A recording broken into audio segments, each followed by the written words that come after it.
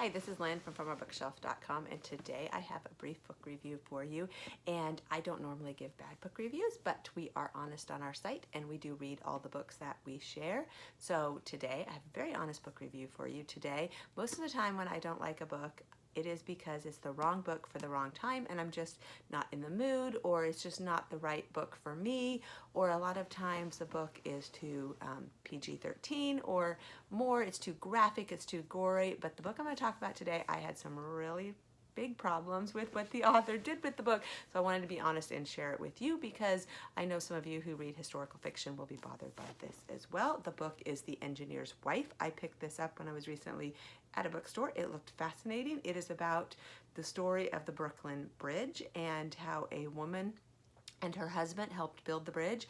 Her husband's family was into bridge building, and her husband ended up taking over the project of building the Brooklyn Bridge. He got injured and could not go to the work site every day, and so she ends up taking over the project, and with the help of her husband, and she is a main player in finishing the Brooklyn Bridge. It is based on a real life story. I thought this book was promising. I thought it could show a lot of good, that a woman during her time was unusual and did something that most women were not doing at that time period, and the power of working together with family and marriage. And the book was not that. The author took way too many liberties with history, to which she admitted in the author notes. Like I said, I think this book had a lot of promise. One of the things the author did was create basically an affair between P.T. Barnum and Emily, the main character in the book.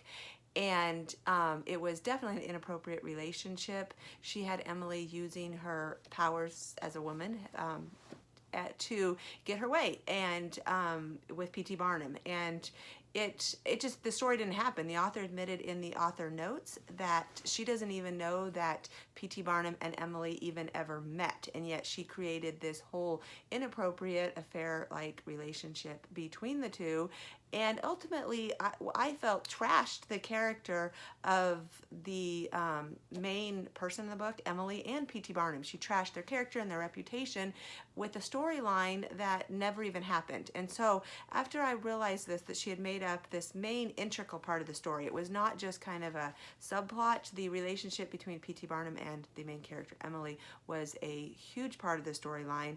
I just couldn't, I had trouble, like, what part of the book was true, what part of it was false, and I didn't like that, because I think a lot of people don't read the author's note, and so a lot of people will think, oh, they really had an affair, all this stuff happened that didn't really happen.